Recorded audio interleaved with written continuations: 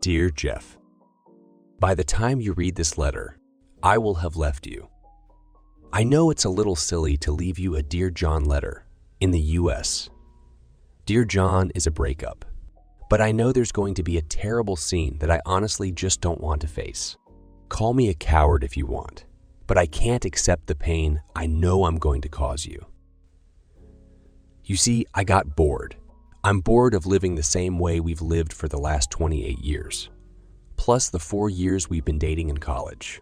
I'm tired of you reading my mind and finishing sentences. Even though I like it when you rub my neck or legs in such a special way, I just know that you will do what is needed, just by the way I sigh, or by the way I flop into an armchair or bed and it starts to bother me. It feels like I don't even have my own thoughts, and it's scary. And I'm also tired of our boring personal life. Oh, I know you'd object to that statement the most. I know that 80 of the time I rejected your advances and refrained from bed until I was ready on my own terms. You have to understand that knowing that you want this, and I like to be on the edge of it for a few days before finding relief and liberation. And I know you wanted to be more adventurous, but I always see you as the father of my children. And the idea of him becoming personally adventurous just seems inappropriate. He should be a wonderful, honest, conservative person. I know it all seems hypocritical and selfish. It seems selfish because that's the way it is, and that's why I'm leaving. I need the thrill of the chase, the excitement of a new lover, and you can never be like that again. You were so hot when we were young, played guitar with Buddy in a band, rode your Harley in that leather jacket. The wind blew your blonde curls, delighted me on the dance floor, whether in a rock and roll club or in a ballroom. There were always beautiful paintings that you painted with me, and the always beautiful paintings that you painted with me. And the kids. But we got old and became complacent in the way we treated each other. The rock band concerts have stopped so you can coach the football team. The Harley is parked in the garage, buried under children's sports equipment in front of the minivan, and my knees just can't stay on the dance floor. But you still have such beautiful hair. But now the kids are grown up, and I'm uncomfortable with the minivan life that you seem to have fallen in love with. I assure you, I have not cheated on you, and you remain the only man with whom I have ever had a bed. However, I found men who interest me, and before I started cheating on you, I thought it was best to break up with you. I couldn't bear the thought of disrespecting you in secret, Jeff. I've always loved you too much for that. I'm sure our paths will cross again, but I never want to discuss this with you. I talked to Sam and asked him to represent us in the divorce. He completed the paperwork, leaving you everything except my clothes and personal belongings, which I took out today. I even left you half of my pension and took over half of the servicing of our debts, minus the mortgage. It's only fair, and I want to be at least fair. Please shed your tears in private so that when we meet at children's events, we can continue to avoid scenes. But justice is justice, so if you want to respond in a letter, I promise to read every word and appreciate your parting thoughts. I love Ellen. I read it over and over again, frozen in the place in the kitchen where I took it. There were no tears yet. I was too stunned. There was nothing to indicate that this would happen. There was no expression of discontent, no hint of wanting more, no struggle, no hint of another man in her world. We touched, we kissed, we smiled. We did the little things that two people intend to grow old together. In fact, I've spent the last year trying to have an affair with her, trying to rekindle our passions now that our youngest has left for good. After graduating from college, I bought jewelry, but she warned me that it was too expensive and she would prefer chocolate. I gave her control of the bed because she claimed that I was stressing her out by forcing her to do it. She said holding hands with her is also helpful. I think she gave me a clue. I just thought she was slowing down with the change in her life. And here I am, the last to know about it. I took a beer and took a shower. Yes, at the same time. After finishing my beer, I grabbed 2 more and went back to the shower. There was no one around to reproach me for leaving a trail of water on her floor. I drank, intending to finish my stock, including wine from the cellar. I really made a serious dent in my mind. The next morning, I woke up with a burning headache on the floor of my basement, naked after a shower. I went upstairs, threw up everything I ate, got into bed, and cried. I was 11 years old when my grandmother died. My grandfather took me aside and talked to me a lot at the wake and funeral. He taught me a lesson. You get 3 days of mourning when someone dies. God raised the dead in 3 days and you can resurrect your life. Cry, scream, kick things. When you're older, have a drink. Get into a good bar fight. Pray. Make as much of it as you can. Then stop and get back to your can. Then stop and get back to your life. Honor the departed as you move on. A person does not live in the past, which he has lost. He lives in the present, which he is building, and in the future, which he is moving towards. Grandpa was wise. I thought my wife's defection had ruined our marriage. I cried my eyes out, drank myself senseless, punched holes in the drywall walls with my fists until they started bleeding, and then used furniture or whatever else was at hand to do the job. I was screaming. I kicked. I drank it. I didn't eat much, but I decided that beer is grain, yeast, and water, just like bread, right? And wine is fruit. It was my bottled food. It was summer. She waited until the end of the school year to leave. Good planning. I woke up Tuesday after Friday when she dropped her bomb and came out of mourning. I called my kids first. Ellen informed them of her decision and they desperately tried to reach me. I was too drunk to answer the phone, but I assured them that I was fine. I cleaned up the house and then called my favorite charity to come and get a donation truck. There was no way I was going to cling to the mess of a failed marriage. I kept the furniture that was in the family. I packed photos and photo albums. My kids could get them if they wanted to. I treated all the other memorabilia the same way.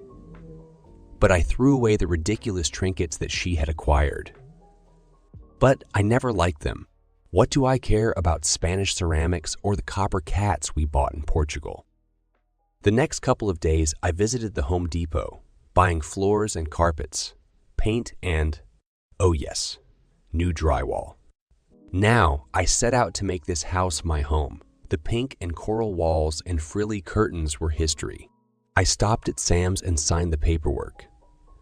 He said that since it was undeniable and only one lawyer was involved, our divorce would be final closer to the time when school would return to school. I sold the minivan and drove to a small dealer in a back alley in the city center. I came home in a '76 Triumph Spitfire convertible, which I've always wanted. British racing green, beige leather upholstery, and chrome alloy wheels. I unpacked the Harley, which was easy after clearing the garage of all that old unused junk. But my best decision was to call Buddy. That call changed my life as quickly as my wife's letter had, just a few days ago. Half an hour after I told him what had happened, Buddy and the guys came to my house. Buddy has been my best friend since the 3rd grade. We formed our band together, played ball together, went to the same classes, met twice at weddings. He was my best man. I was best man at his wedding. The breakup of my marriage was a disaster in his eyes, and he couldn't let me go through it alone. Our band stopped playing many years ago when life intervened, but the people we became friends with did not forget us. When I say Buddy and the guys, there were a lot of guys there. We have played at weddings, parties, and picnics for many people. We often performed on the cheap or for free because we liked the female fans who followed us from concert to concert. Goodwill begets goodwill, and when everyone heard that I had trashed my home with the intention of converting it into my home, the gates of Goodwill swung wide open. Over the next 2 weeks, painters, carpenters, bricklayers, plumbers, all types of tradesmen you can imagine fixed a lot more than my walls. You wouldn't be able to recognize my house for a month. It has been redone inside and out. The funny thing about a crowd of guys is they come with a crowd of girls. Their wives and girls looked into the Jeff's House project to observe it, and soon began bringing their single girlfriends for the Jeff's Love Life project. No one was aggressive in their matchmaking attempts. It was too early for that, but it was obvious that the seeds had been sown, and soon I was dancing and having fun too. 3 evenings a week. There were impromptu barbecues and parties at my house, and I never lacked for company, although I didn't really want to get into a relationship before my divorce was final. Buddy suggested recreating the band. In fact, he had already gone out and given concerts at some clubs whose owners were old friends. Before the fresh paint dried on my house, Buddy and Jeff debuted at Jimmy's and took over Friday nights. He engaged us on Saturdays at a small dance club in the city and on Sunday evenings at a popular seafood restaurant on the water. We sounded like we never stopped playing. We were all in the same place in our lives. We were all in the same place in our lives where our children either moved or no longer needed us. We all looked pretty good, and we all wore our own hair, except Ronnie, our drummer. We got along really well. Our fans were happy to come out of hibernation and hear us again. My sons visited me at every opportunity, helped with repairs, and even went out with the group from time to time. I strictly ordered them not to tell their mother anything about me, and if she asks, to tell the truth. Dad was very upset, but he moved on and everything is fine. My daughter, who lived in Australia with her fiancé, received similar training. My children have been kind to me, and I have always believed that they respect my wishes. I knew they were being truthful when they told me that Ellen had not received any information from them about my well-being. I also spent time fighting loneliness by strengthening healthy habits, improving my diet, and stepping up my exercise routine. I had never allowed myself to get out of shape, but now I was swimming vigorously in the pool, and I did not forget running and cycling. Every night, even before going to the concert, I practiced. I redid my house, my social status, my class calendar, my relationship with my children, and my body within a month of Ellen's departure. I think it's time to respond to her letter. After all, she asked for it, right? Dear Ellen, thanks. You were right. Goodbye. Jeff. I sent her an email, short and sweet, that says it all. I didn't have her new address, and I didn't really need it. Someone tried to tell me that she slept with some handsome guy, the same age as my daughter, who drove a fancy car and was a very pleasant companion. They were seen together on the beach, in clubs, and on the beach. Whenever someone told me about her, I politely replied that I didn't want to hear it. But we had a lot of friends, and these little pieces soon came together to paint a picture of a hot September. June romance. Maybe in October or June. November. Nay, it didn't matter to me. I really wished her well. Grandpa's 3-day rule kept me moving on, and I liked me. Right now, too much to dwell on the memories. Right now, too much to dwell on the memories. The end of summer is a sad reality in the life of a teacher, but August is a hot time for a musician. This year was no exception. Buddy and I signed up for festival after festival after festival, right up until September. On Labor Day, we played 2-3 times a day. Due to the busy schedule, I was unable to read her email reply. I didn't ignore her. I just thought we were exchanging one letter and moving on after all. This is what she wanted, right? I was just too busy and having too much fun to check my email. In fact, I almost forgot about my marital agony when Sam called and informed me that our business was really moving fast. It seems that a certain clerk with a family court judge was a fan of a certain group. I was supposed to officially become a bachelor on Friday. After a month and a half of the metamorphosis of life, on Friday, I will become a bachelor again. We were playing at an art festival street fair in the city, And suddenly, all these hot women with short skirts and plunging necklines became fair game. When we went on stage, a crowd gathered outside. We turned the amps onto the concert settings and put our hard-driving blues style into play. We did covers of songs, sang originals, improvised jams on the spot, and people had a lot of fun. It was very pleasant. The guys dug into the vaults and found our master tapes from the past. We never bothered to record a record before we had children, but now we have found enough material to fill a couple of improvised albums.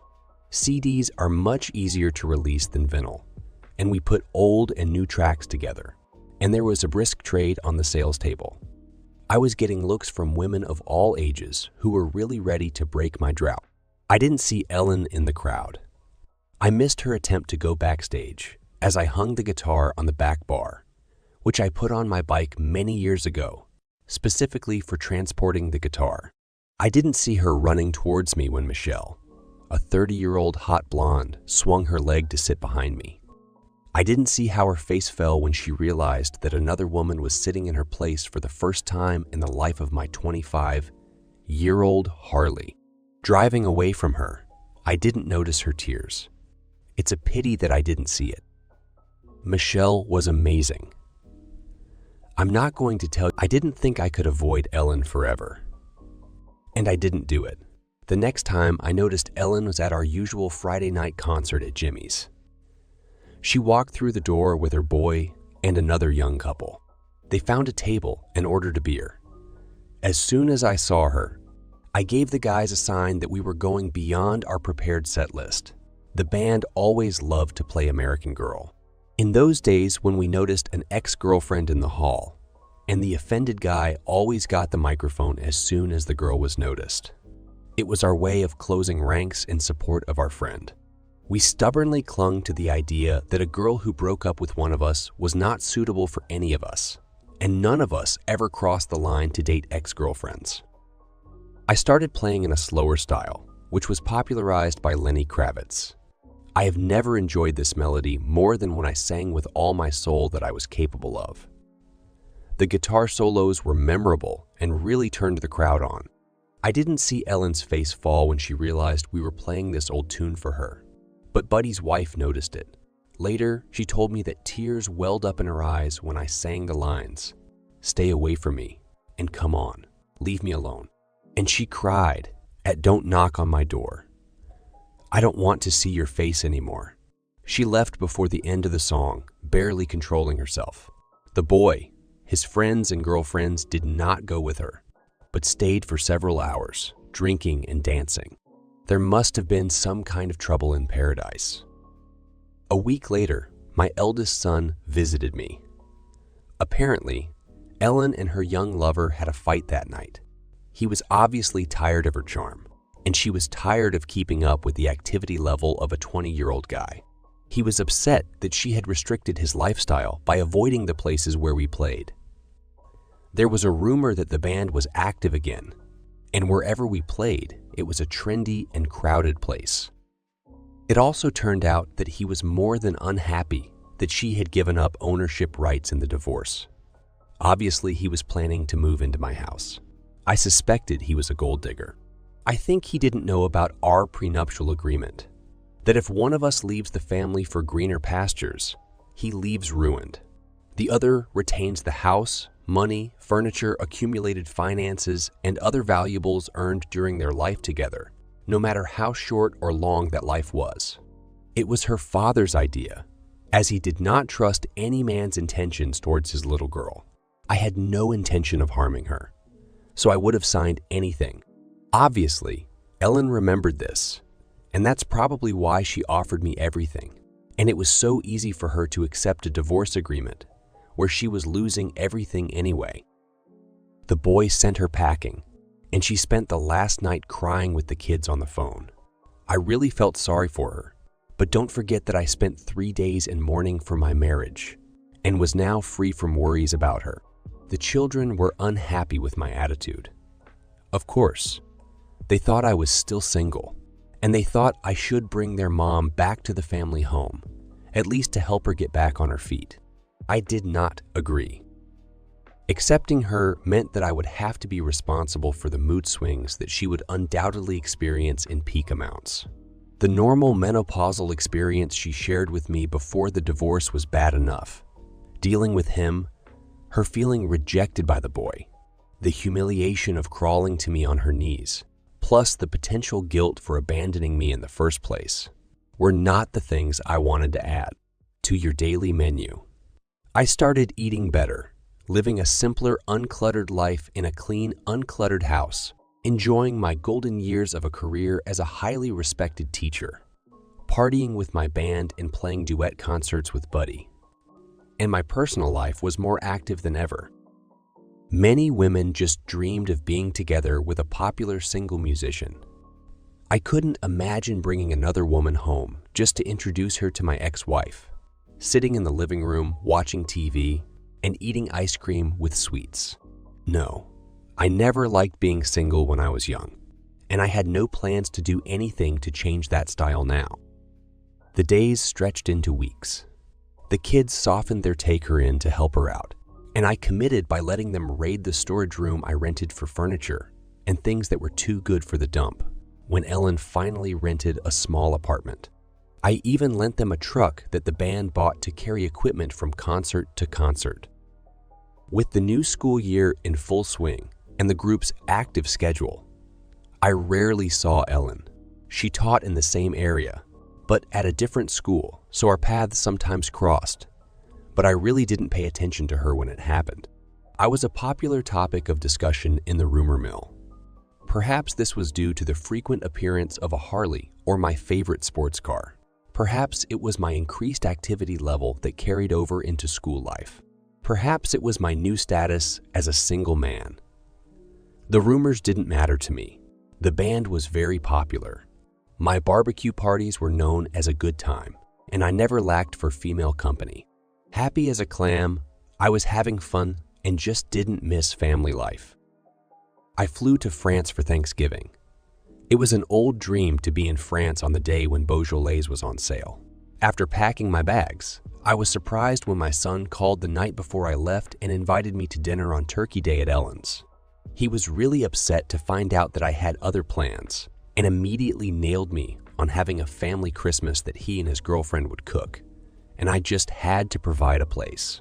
He told me that all my 3 children were coming to town, and they really wanted to spend a special day to remember their childhood. I gave in on the condition that Ellen knew she shouldn't come on a date, and that I would repay her in kind by dedicating my company to the children. I was genuinely surprised when he told me that his mom wasn't dating at all, and that she was actually very lonely. I just wasn't interested in some guy grinning like a cat full of cream at a family gathering like this. So I didn't pry into my ex-wife's personal life. They could stay in my house as long as they wanted. In fact, I wanted all the children to stay at home with me and not go to the hotel. Dad, Mom will feel so bad because we are all at home, and she will have to leave when everything is over. I considered his words. This will be the first reunion of my family since the kids moved in, when we could all be together. Ellen also belonged here. So invite her to stay too. But she will have to accept that she is the only one who does not sleep in her old room. Welcome to the guest room. If you guys bring guests, they'll have to sleep with you or go to the hotel. Thanks, Dad. It will mean so much to all of us. He was right. Christmas that year fell on a Saturday, and everyone arrived on Thursday evening. My daughter and her fiancé flew in from Australia, and my son and his girlfriend met them at the airport on their way to the city from Boston. My youngest was with them too, since he went to college in Boston. Ellen drove up about 10 minutes before them, and I watched her sit in her car before the kids pulled up. She must have been nervous. It was touching to see how they all gathered to hug and kiss in the front yard. And for the first time since I came out of my 3-day mourning, I felt a little sick because of the water that passed under our collective bridge. They entered the front door to find a very pleasant homecoming. Of course, neither my daughter nor my ex-wife had been in the house since I rebuilt it, so that in itself was a bit of a surprise. but I hung Christmas decorations almost the same way we have decorated halls for many years. Candles, nutcrackers, and garlands were in place, although on my new furniture. The Christmas tree, with all the old decorations that we bought at Christmas fairs or made by hand in the art class, stood in its venerable central place. I added a fireplace when I renovated the living room, and the warm fire burned with a pine spirit. The smells of wood, fire, and heated cider filled the room. Plates of cookies and fudge stood in every corner, and the table was covered with fine china that Grandma Ellen gave us as a wedding gift many years ago. There was no doubt that I had turned our house into my home, but there was also no doubt that my house was more than ready to host Christmas for my family. My family. After everything that had happened, it seemed strange, but they really were my family. The children, although they had grown up, were still my flesh and blood, and even though I was divorced, my ex-wife kept the key to my heart for most of my adult life. When they looked around, there was a lot of fuss and excitement. I restored the children's bedrooms to almost the same style they grew up in, except that I softened the bright pink color in my daughter's room to a more mature, soft pastel shade. I also replaced their old single beds with comfortable double beds, managing to match the new headboards with their children's table and chest of drawers. The spacious guest room has been converted into a studio, complete with a drawing table by the window, instruments, amplifiers, and recording equipment necessary for music. I expanded one side of the ground floor, opening a small library into a large room with a TV and a billiard table. The living room was furnished with a large new fireplace, on which hung brand new Christmas stockings, one for everyone, including Ellen. The children noticed the stockings and froze, looking at each other with a devilish gleam in their eyes. As one, they broke the silence and rushed to get stockings. When they did, I saw the years melt away in their bodies, and suddenly they were little kids again, flying headfirst in the joy of Christmas. Maturity regained its dignity when the two older ones also took their partner's stockings and returned them, muttering separate stories about childhood memories that brought the stockings back. It was our responsibility to lovingly decorate small, inexpensive gifts and treats to fill stockings before we moved on to the basic gifts under the tree. Soon, they were all nibbling cookies and chocolate and trying on ridiculous new socks that can only be worn on Christmas days. "But, Dad, your stocking is empty. We didn't know, so we didn't take anything with us." I grabbed a stocking from the mantelpiece and looked inside. "No, you filled it up. You are all here. Remembering, laughing, playing. Now you are filling it with the essence of Christmas. You fill it with your love." There were a few touching hugs and kisses as we all wished each other a Merry Christmas. Ellen stayed in our arms a little longer than expected from an ex-wife, but not so awkwardly, and for a while it seemed to us that we were still one big happy family. The children realized that there were probably presents under the tree, and the dizziness from the children's Christmas holidays came flooding in an instant. We exchanged gifts. The feast was sumptuous, and after the dishes were cleared away, the guitars appeared, and we had our usual Christmas pastime. It was already late, and we started to go to our bedrooms. Ellen went to the closet in the hallway to get her coat. "Thank you for being so nice to me today. I really appreciate spending Christmas with you and the kids. I know I have to blame myself, but of all the things I've given up, I miss family time the most." Well, the children have already grown up and live on their own. It would be just as rare if we were still together. I know, but I also miss the family time that you and I had. You know, the time of a family of two. I guess I'm trying to finally tell you that I'm sorry. I really ruined a good life for both of us. Don't beat yourself up. We always told the children to follow their dreams, to be happy. That's exactly what you did.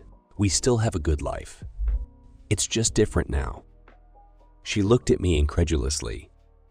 Are you saying that you have so few regrets about what we had? After today, you don't feel nostalgic at all. Don't you regret what we've lost? Ellen, we had today, and it was wonderful. What have we lost? We've lost each other. I've lost you, and I will never forgive myself for that. Don't you care? She was crying hard now. I hugged her, and she completely broke down. I cried when she left, but I was sad that it happened to her now, on Christmas Day. When she finally calmed down, I reminded her that when we were dating in college, she broke up with me. She was afraid that we were getting serious too soon and wanted to think a little bit about whether she really wanted to spend the rest of her life exclusively with one guy. I told her how much it hurt me that she left me, but that I would never want to be completely with someone who didn't feel completely devoted to me. I told her that I had given my marriage one of the 3-day mourning periods and came out on the other side, ready to continue living my life. She was a wonderful part of my life today, and I thanked her for that.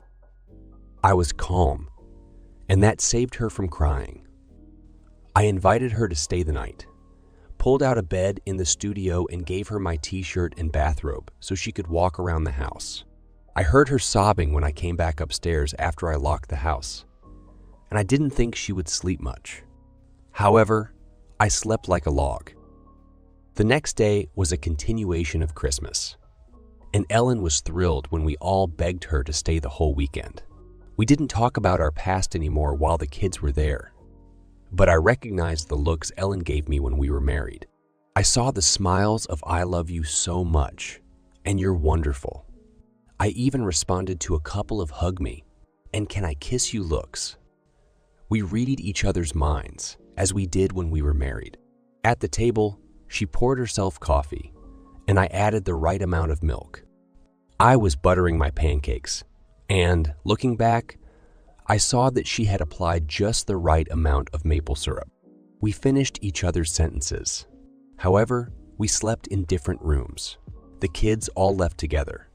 My daughter was planning to spend time with the boys in Boston and then go skiing in Vermont.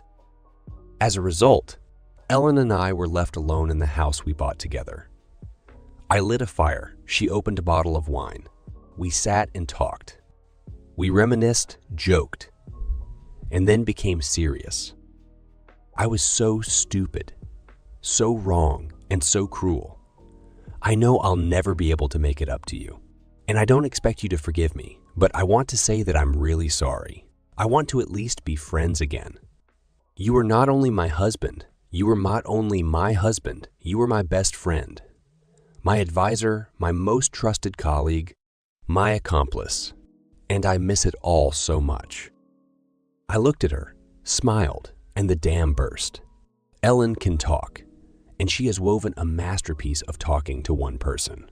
She told me about how she got bored, although now she realizes that she shut herself off from me in order to create a vacuum of passion that we went through together. She told me about the excitement of meeting a flattering young guy and the charm of a secret love affair. She told me how easy it was to turn me into a monster when she was behaving monstrously herself.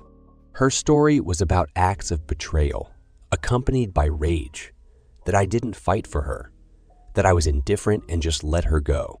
She told me how jealous she was of my life when I landed on my feet and returned to the lifestyle I liked when we met, especially when she saw some pretty young, Michelle, I'll never forget the first date after the divorce.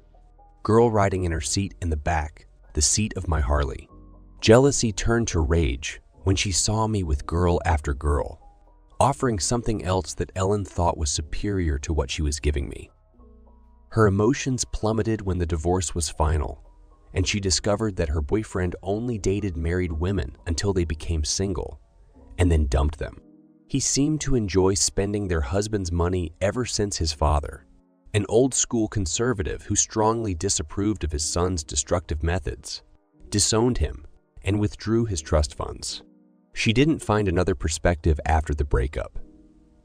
It seems that good men suitable for her age were either already busy or did not want to take seriously a woman who cheated on her devoted first husband. There were many men who could buy her a drink. dance with her, or get into bed with her. But there was no one who wanted a serious relationship. The young guys were happy to date her. After all, she looked hot and exuded sensuality when she wanted to flip that switch. But they definitely didn't want to have anything to do with a long-term relationship with someone who is in menopause. It is difficult to create a family in such conditions. I listened to her chatter until she was exhausted. I poured each of us a glass of wine and handed it to her with a smile. Yes, from what you said, you were pretty stupid. But you don't have to make it up to me. Like I said, you were following your dream, and I loved you enough to allow it. I wish I had a picture of her face at that moment. She clearly didn't expect me to connect my reaction to my love for her. I really forgave you, almost immediately. How could I keep you married when you wanted to leave? I couldn't keep you tied up or locked in a cage in the house. If I had forbidden you to do something, you would have just hidden it from me and moved on.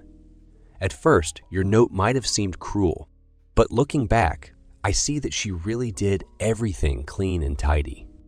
We didn't quarrel over property. We didn't have to worry about custody as the children grew up. I have to thank you for that. So, I'm not your husband anymore, and it may take a long time before you call me your best friend or advisor.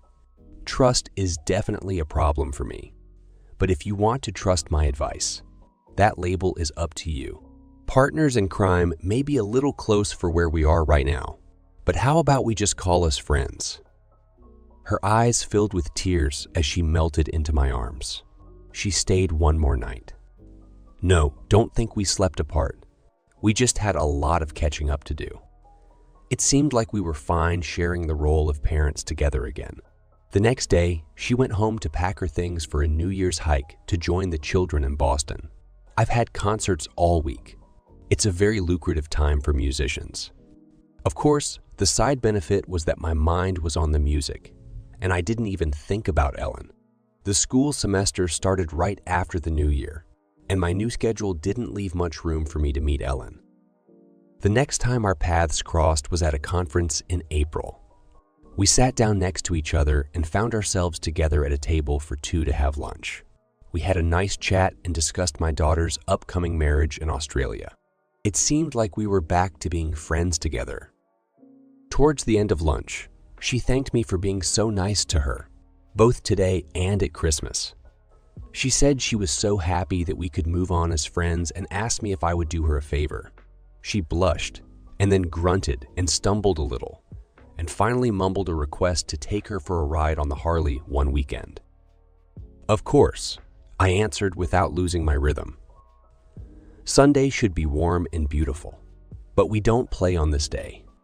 Let's go north, stop for a great lunch, and spend some time outdoors. She was smiling and cheerful. I was attracted by the memories of how she rode a motorcycle with me when we were younger. The day always ended with an amazing romp in the bedroom, inspired by hours of her arms hugging me from behind. Arms and, well, you get the picture without any additional details. I wasn't sure I could resist her. I was right. I couldn't. We drove up to the waterfall and I felt her hands wandering. We climbed to the top of the waterfall and followed a long path through the forest down the hill to the motorcycle. We stopped in a quaint little town and strolled through the streets, browsing antique shops. It was a day that I absolutely hated, except for the fact that I was spending time with this woman, who I spent my life with, seeing her beautiful in every way. The dinner was great. Then we drove back south and stopped for seafood dinner at a tavern on the marina. Candlelight, delicious food, waves gently lapping against the pier, boats gracefully sailing by. There was no doubt that the dinner was great. I took her home, to my house, to our house. I put her to bed, to our bed, to my bed. Yes, this time we were doing it. The next week, we saw each other at dinner and at the movies. And yes, we did it again. We even had lunch together a couple of times. We never talked about what our relationship was leading to. Thoughts about the word exceptional in any of its forms were not close to any of our minds. Our daughter's wedding was just around the corner, We discussed the details in detail, and I proudly wrote out all the checks without complaint. Hey, the band made some money playing all those festivals that were profitable. We paid off the mortgage when we were still married, had almost no credit card debt. And I worked full-time at the top of the salary scale, and I had no dependents to support. I wasn't swimming in money, but I was comfortable and I had money in the bank. The details we didn't share were about our travel plans. Each of us agreed on this separately, although both of us would stay in a hotel where all the guests would be together. When we compared the records, we found that we were on the same plane. I invited her to meet me at my house and share the car I hired to take me to the airport. The day of the trip came, and Ellen arrived early. I had barely rinsed the coffee pot and turned on the dishwasher with breakfast dishes when the car pulled into the driveway. Our driver took us to JFK Airport. Our bags were checked, and we headed to the terminal together. There aren't many direct flights from JFK Airport to Sydney in a day right now, so the check-in desk wasn't crowded, and we joined the check-in queue together. I followed Ellen up, and the man at the counter asked why I hadn't taken a short queue for first-class passengers. I bought a first-class ticket as the flight was so long. Although I usually flew as cheaply as possible, I didn't realize that the benefits start with express check-in, and the ticket agent got a chuckle out of it. He directed me to the first-class waiting room. Ellen was waiting for me, and together we passed the security check and headed to the waiting room. I checked in at the front desk, and the attendant did not ask her about the ticket, but offered a standard phrase. There is a seat in first class, and I could seat her next to you. Would you like to upgrade? Well, come on. Call me a girl for being a nostalgic dude who pulled out his stupid credit card and spent hard-earned currency for the comfort of a traitorous ex-wife. You're wrong. I know it looks that way, but something about flying halfway around the world with my daughter's mother to attend my daughter's wedding in first-class chairs that folded into a bed, while she would be crammed into the cabin without legroom, seemed wrong. When we boarded the plane, I made her wait with me. She was a little annoyed and, fearing that she would lose her place to stay away, began to worry. I explained that I had already registered it before. Of course, the irritation completely disappeared, but when she sat next to me in first grade and I gave her a reason as the mother of the bride, her mood changed. Don't be silly, dear listener. Now you should know that public displays of affection are not my style, especially in a cramped airplane toilet. We arrived in Sydney and the week was magical. We traveled, we visited famous places, and the best thing we did was launch my daughter into her own marriage. I can't tell you how proud I was to say my one phrase, her mother and I to give her away after walking her down the aisle. I accompanied Ellen to the reception and enjoyed the appropriate dancing. Of course, the highlight of the evening was that her brothers and I joined the band to perform an incendiary version of All a Medjasap Girl as a musical offering to our little girl. After the reception, Ellen, the boys, and I gathered in the lobby of the hotel. One of them got straight to the point. So, what's the matter with both of you? Nothing new, honey, Ellen replied. Your dad and I are just your parents. We have left our past behind and are enjoying life. Does it suit you? Yes, Mom. It just looks like something more. It looks like you've become close again. I do not know. Are you back together? Honey, I'm not stupid. Some time ago, I went a little crazy and made a stupid mistake. Okay, then I was stupid. Very stupid. I am responsible for this, and I accept the consequences. Dad and I talked about it, and what he told me is true. As we always taught you, I made a choice. I left the relationship. I accept the consequences. The boys looked at me, waiting for me to continue. I had nothing to add, so I sat smiling and sipping a delicious local Australian ale. Come on, Dad. Mom answered the question. Will we hear from you? Boys, you should be happy that we didn't spend a week here making snide offensive comments, humiliating each other. I've heard that's what divorced couples do at events like this. Also, I think what you are asking for is generally within the realm of my personal life, and it goes beyond that. But, Dad, you love Mom. We all see it. And we're both old enough to know what it means for a girl to tell you that she just wants to be friends. So, without making nightmares and bad pictures of your personal life, just tell us. You and Mom are friends more than just friends. Son, with our history, if we are friends, it will always be more than just friendship. She's the love of my life, the mother of my children, and the best friend I've ever had. It's one of those things that we humans just can't turn on and off at will. Other than that, I can't give any answer right now because this part of our life story hasn't been written. We talked a little more, then went up to our rooms.